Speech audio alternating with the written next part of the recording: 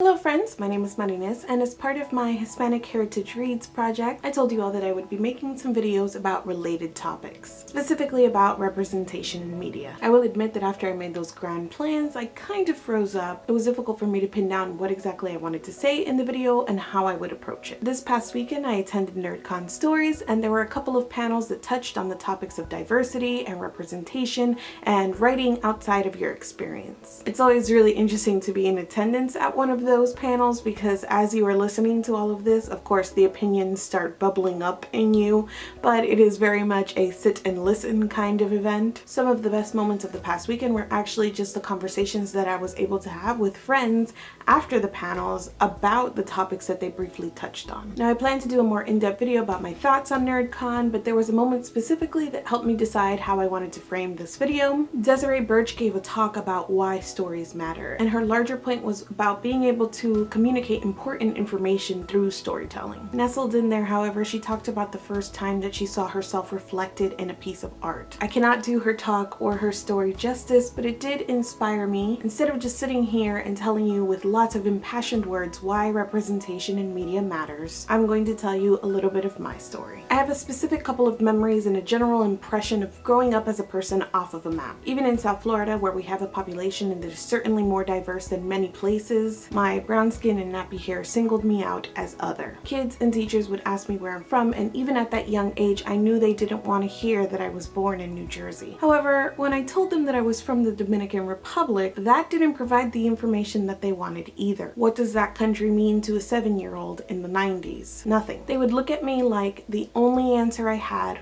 wasn't good enough. I also have a general impression of being put on the map, so to speak, by rap songs of the late 90s and early 2000s. I've had multiple experiences where I told someone where I was from and they sang back to me a line or a verse from a song. I've never seen so many Dominican women with cinnamon tans, or Boricua, Morena, Dominicana, or whatever else. Somehow I went from being non-existent, unknowable, missing on a map, to a one-off line in a song. In middle school, I was randomly thrust into musical theater. I was part of the gifted program in a school that didn't really have a developed gifted program. They just put 6th, 7th, and 8th graders into a block of 2 classes together. One year, the first class was a science class, and the science teacher also happened to be the musical theater teacher. So basically, for that second hour, he said, "I hope you guys can sing and act." I could.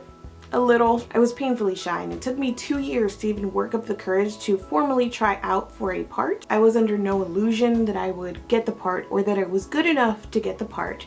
But before I even got out there to try, another student was talking to me kind of on the wings, and she told me that there was no way I would get the part I was trying out for. "That character is white," she told me with a pointed look. It felt humiliating to me at that moment, and I don't think I've realized until this very moment that I felt humiliated for being nothing else than not white. I wondered then, as I still often wonder, where were the characters that looked like me? That was the same year in middle school where I told a friend about a crush that I had on a guy, and her response is, "I don't think he dates black girls." It was a big year for racism in my life. There are people out there that would have you believe that books or media in general aren't required to hold up a mirror or reflect the reader in any way. I don't think media always has to, but I do think it's easier to make that statement if you are a person that has many mirrors to choose from. I've been a reader all my life, and it's a heartbreaking reality that during my childhood and my teen years, I was reading things that lacked diversity. Things that left me off a map. Things that classified me as a single line